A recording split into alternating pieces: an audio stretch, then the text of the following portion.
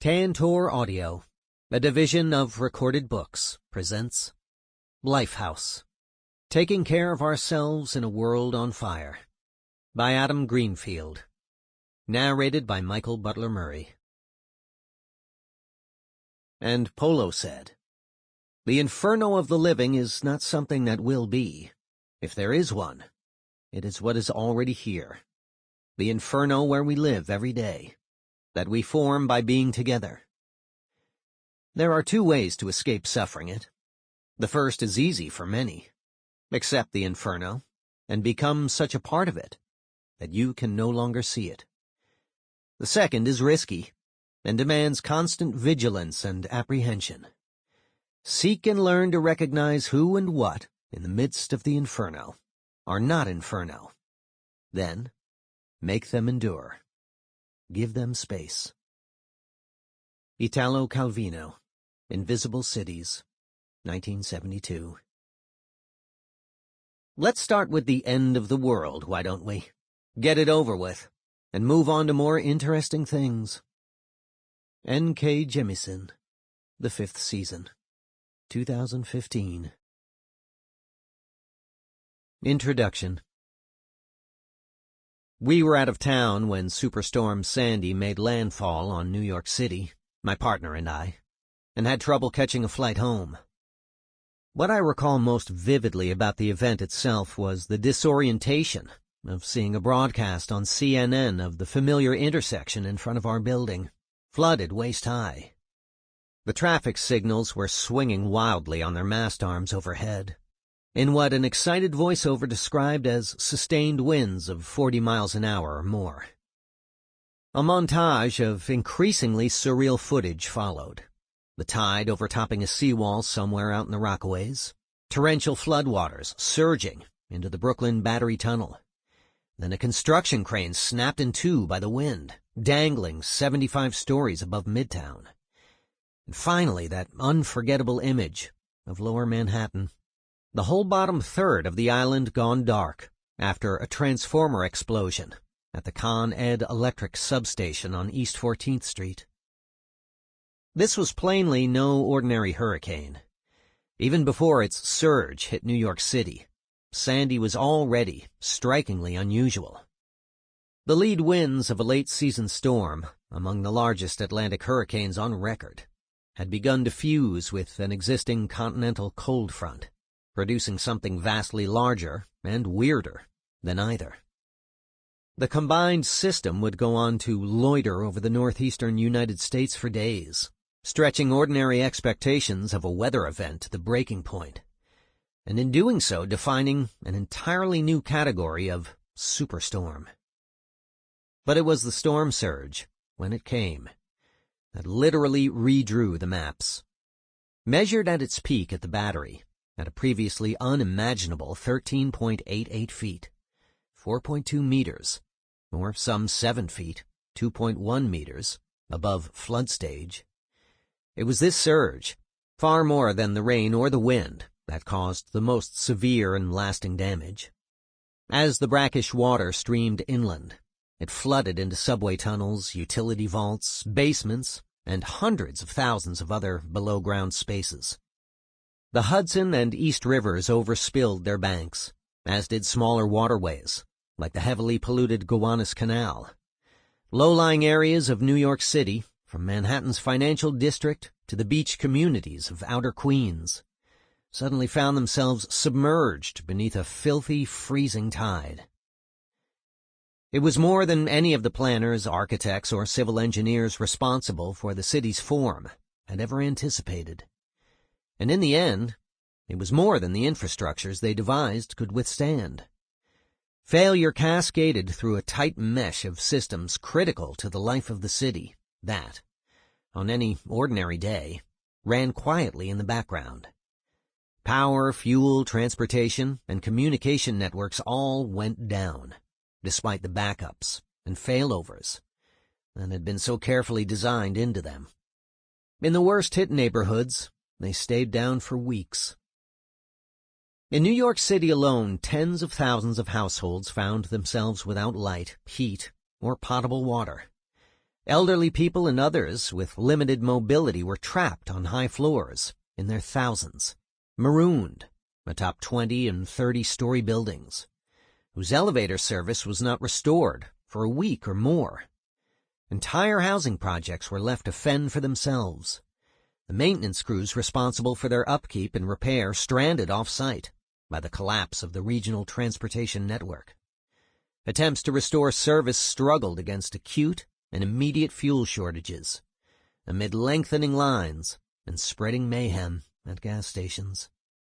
And in true insult-to-injury style, there was barely time for anyone to internalize any of this before a vicious early cold snap settled onto the area.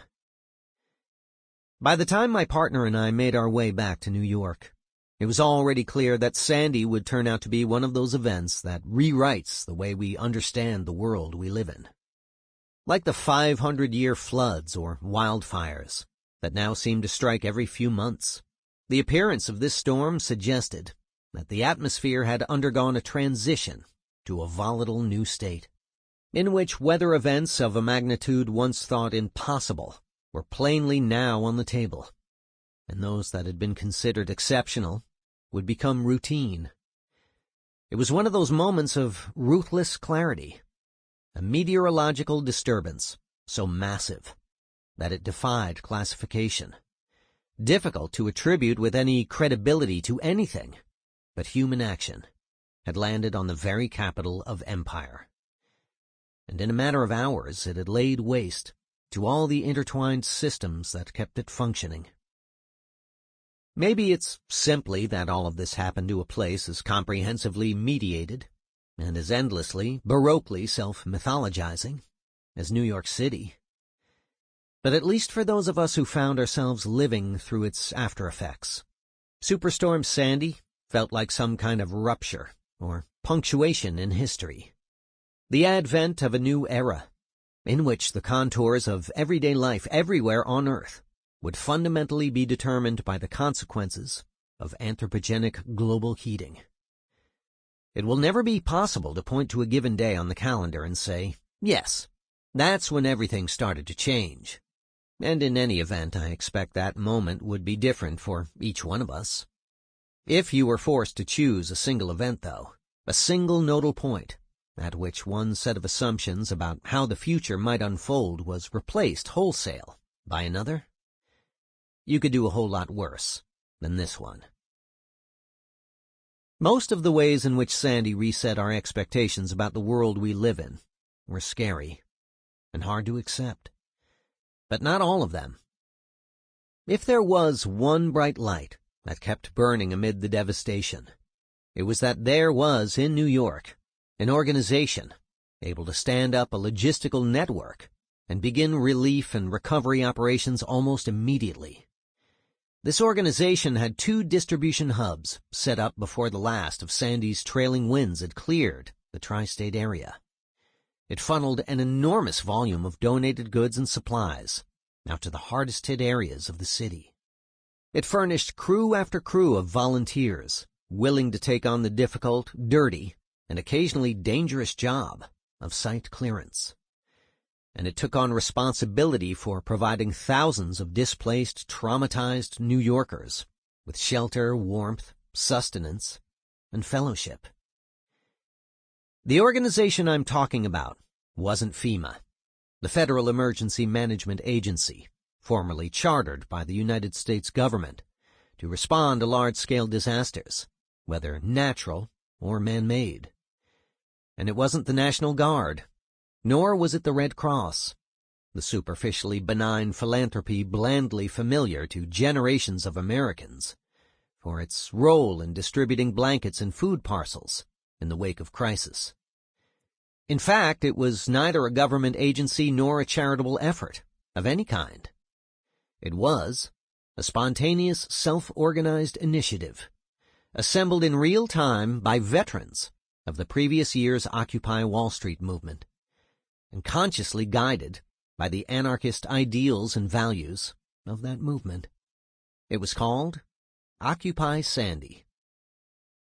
Occupy Sandy was simply the easiest, fastest, and most effective way for an ordinary, unaffiliated New Yorker to get involved with the relief effort in the hours and days following the superstorm's landfall, whatever their political convictions.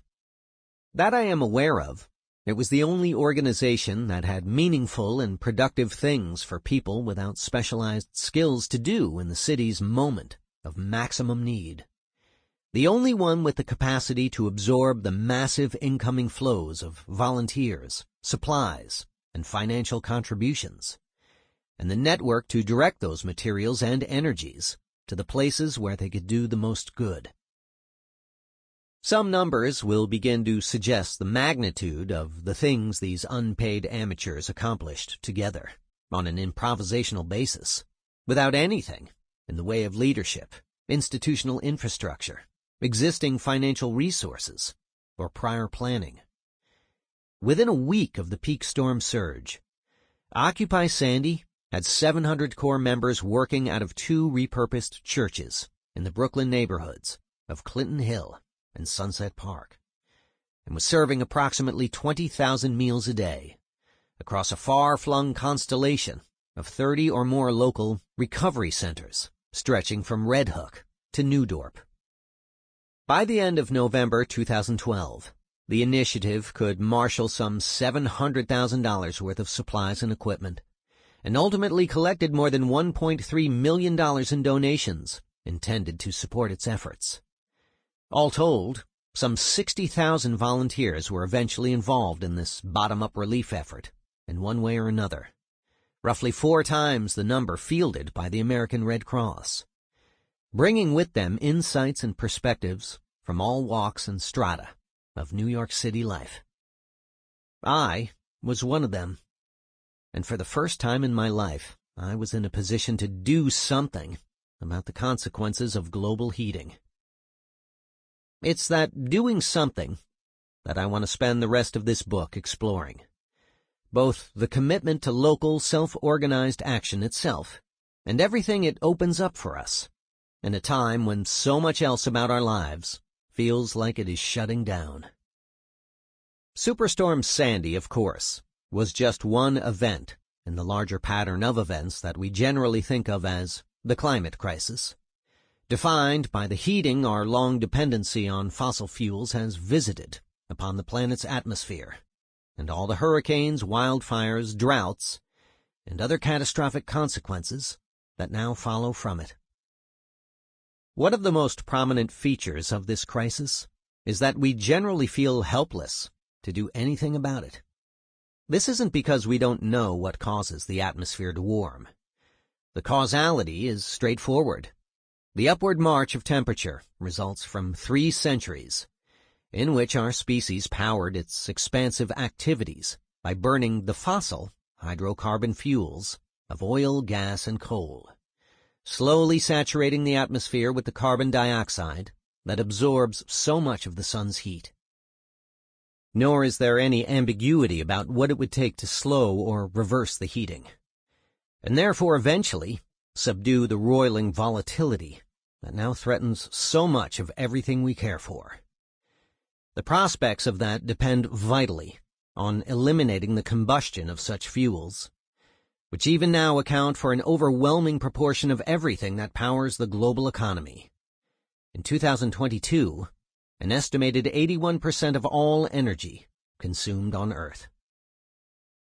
The trouble is that choices concerning energy strategy are made by institutions that are inaccessible to the ordinary person, and which are, in any event, very heavily incentivized to keep on doing just as they have done.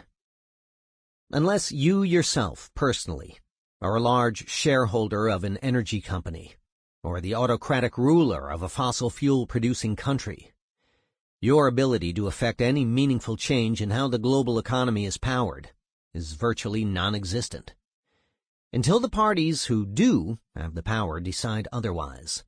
Then the mining, the drilling, the pumping, and the burning will continue, unabated.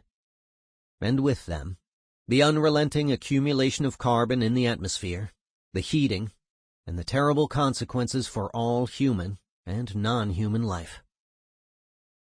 This is the point at which our sense of helplessness really starts to feel overwhelming, because none of the mechanisms for change that are available to us feel like they're up to the task of addressing these increasingly distressing circumstances. In liberal democracies, electoral representation is the dominant and only formal theory of change on the table. But can we vote someone into office for whom robust action on the climate is an overriding priority? We would have to find someone like that, first of all. They'd have to win an election. We'd have to hold them to whatever commitments they made on the campaign trail, against the influence of extractive industries that are boundlessly wealthier and better resourced than we are.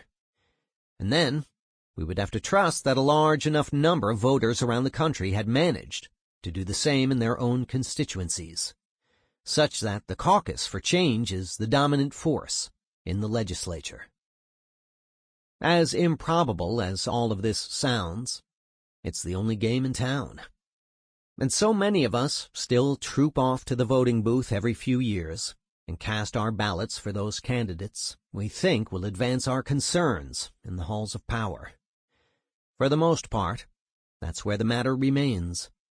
The ambit of public action many people are willing to take is confined to what happens on Election Day, whatever misgivings they or anyone else may harbor about its effectiveness or consequence. For many of us, of course, registering our concern for what is being done to the climate as an indirect signal every few years feels ludicrously inadequate to the scale and urgency of the crisis. But what's left to us consists largely of our own choices. So we give up the car and take the bus instead, or ride a bike to the market. We cut red meat from our diet, reuse our shopping bags, and are diligent about sorting the packaging for recycling. Maybe we go so far as to give up flying, or we forego having children ourselves.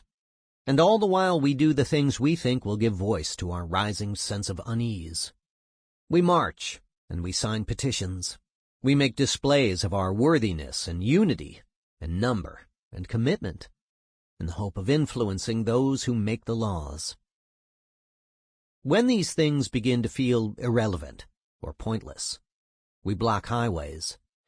If we're feeling particularly brave, we chain ourselves to the doors of the closest oil company headquarters. But none of that seems to move the needle either. Not on legislation, not on policy, not on any of the decisions made by those whose decisions actually matter. No matter what we do, the figure for atmospheric ppm carbon dioxide ticks ever higher. It often feels like all we can do is look on in horror as the line on the graph continues its relentless upward sawtoothing, bursting through every successive threshold at which we've been told livable conditions might still be preserved on the planet. We scan the news. It's full of dust storms and receding glaciers, fracturing ice sheets and catastrophic floods, or someone's shared video of a runaway wildfire to our neighborhood chat group. We glance at our phone and see trees older than America consumed by flame, and the skies 100 miles away, gone an uncanny orange with the smoke of their dying. And then we walk out the door into a world where people are still placidly driving their cars, commuting to work, taking vacations, having kids, buying stuff. What we feel in moments like this is more than disorientation. It's something closer to reality sheer. The findings accumulate. The careful, lawyerly precision of interim reports and white papers gives way to more urgent and emotive language. The gentle drizzle we're used to more and more often comes on instead with the suddenness and violence of the monsoon. The bodies of refugees fleeing the devastation continue to wash up on the shore.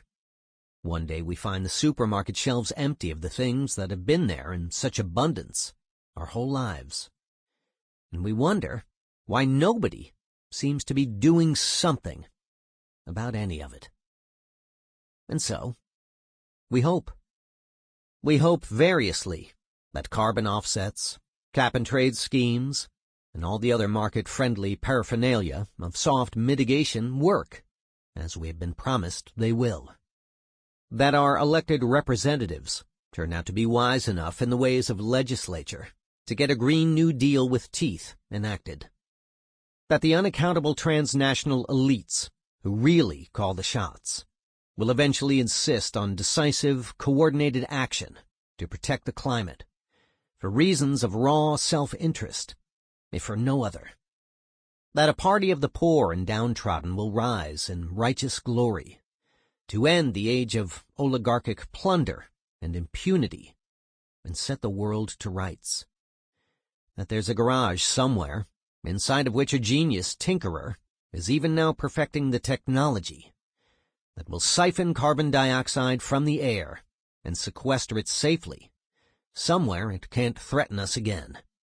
Maybe even that an artificial sentience is gestating in the anonymous racks of some distant research center that will somehow be able to seize control of the economy entire, and in that way rescue us all from our errors and mistakes. What I think we badly need to get our heads around is that all of these varieties of hope are killing us, and everyone and everything we care about. Whatever energy we might invest in the conventional mechanisms of change, they are plainly failing to prevent the burning of fossil fuels at scale. But worse, every hour we dedicate to them is an hour we haven't spent in material preparation for the conditions we will live with for the rest of our days on Earth. Our trust in these processes is getting in the way of our dedicating time and energy to the efforts that might actually work to cushion ourselves and our communities from everything coming our way. If we want to survive the hard times to come together, we need to stop investing our faith and energy in institutions that are demonstrably failing us. We need to admit that we've reached a moment at which we can no longer afford to wait for some external process to save us, whether mechanism, movement, or deus ex machina. What we need, in other words, is to get beyond hope. We've got to stop waiting for someone else to do something and start doing for ourselves. And not simply in a way that reproduces all the values and structures that led us into our current predicament, but in a way that places concerns for care, dignity, and the achievement of justice at the heart of everything we undertake together. Guided by everything I learned from watching the way Occupy Sandy worked, as well as the experiences of parallel movements across the past 6 decades, this book is about how we might accomplish that. In the end, my involvement with Occupy Sandy was comparably shallow. All told, it amounted to perhaps 2 weeks of shifts at the 520 Clinton Avenue distribution hub, participation in a few of the general assemblies, at which the community reported back to itself what it had learned and decided on courses of future action, and an unforgettable Christmas Eve huddled on a freezing church porch that still smelled of a recent firebombing attempt, singing carols and old wobbly songs with the other volunteers there that night. What I saw during these few hundred hours, though, did as much to transform my sense of what ordinary, untrained people could achieve together as anything else I've ever experienced. For my entire adult life, I had been told that the principles of self-organization I believed in were childish, impractical, utopian fantasies that might work tolerably well in small groups of people who already held similar political commitments, but couldn't possibly do so, at scale, among significant numbers of citizens. And yet here was the most concrete proof possible that these same, ostensibly impractical principles could successfully be used to coordinate a highly complex and occasionally life-critical effort, consistently and for a number of months, across the largest and most demographically diverse metropolitan area in North America. If anybody doubted that self-organized, non-hierarchical mutual aid projects could respond to catastrophe every bit as effectively as official disaster relief agencies, if not in many cases markedly more so, their questions ought to have been resolved by Occupy Sandy. That ordinary New Yorkers could organize themselves to achieve something this complicated and difficult, under immense pressure, put flesh on the bones of my fundamental belief in undirected human capacity. That they could do so with the most limited means, in the face of opposition that ranged from patronizing skepticism to outright arson, said something impressive about their ability to make sound collective decisions, despite the pressure. And for this kind of order to arise spontaneously, in the early aftermath of the most significant natural disaster in the city's living memory, strikes me as nothing short of astounding. I doubt there are 60,000 convinced anarchists in New York City. There may not even be a tenth that number. But there are 60,000 who did anarchy all through the storm and the months that followed, and did so brilliantly. And perhaps this offers us a more general template for ways in which we might organize our communities so that they shelter more of us for more of the hard times ahead. But what if organizing ourselves in this way also helps to repair other, more chronic insults to our well-being? The overwhelming sense of powerlessness we so often contend with, the dread of the future we barely manage to tamp down, even the damage inflicted upon us by the ordinary disasters of everyday life. What if the experience of coming to the aid of our community affirms us in ways we might not have dared to ask for, or even imagined possible? In her 2009 book, A Paradise Built in Hell, the writer Rebecca Solnit discusses just this aspect of efforts that arise in the aftermath of disaster. She writes movingly of the joy one can take, even in the midst of catastrophe, from inhabiting for the first time a civic self, a self rooted in the provision of communal care, one that seems infinitely larger and more capacious than those narrower selves that are invoked by work, family life, consumerism, therapy culture, or identity politics. And she goes on to quote the American sociologist Charles Fritz to the effect that the widespread sharing of danger, loss, and deprivation produces solidarity among the survivors, which overcomes social isolation, provides a channel for intimate communication and expression, and a major source of physical and emotional support and reassurance. This isn't some sociological theory of the wouldn't it be lovely to think so variety, but a consistent empirical observation. Consider what John P. Clark related about his experience of the Common Ground mutual aid effort that arose in New Orleans following 2005's Hurricane Katrina. Volunteers and survivors often described the experience of a break with conventional reality and the emergence of a new time and space of possibility. The sense of an opening that Clark reports chimes in every detail with what the artist and activist Cassie Thornton found in her visits to the Solidarity Clinics of austerity-stricken Greece in January 2017. I met a group of middle-aged women who cited the crisis as the birth of their new lives as radicalized people within activist communities, people who had found a purpose, who were now more than just workers and consumers. They felt powerful, connected, and interdependent for the first time. People who participated in these efforts consistently experienced the feeling of interdependence as healing at both the individual and communal levels. People's differences went by the wayside, said one Occupy volunteer, who spent 3 months working in the hardest-hit areas of the Rockaways. This same volunteer went on to note the curious fact that the opportunity to contribute to the relief effort was itself part of the relief it furnished. Helping others became a major coping mechanism for many people.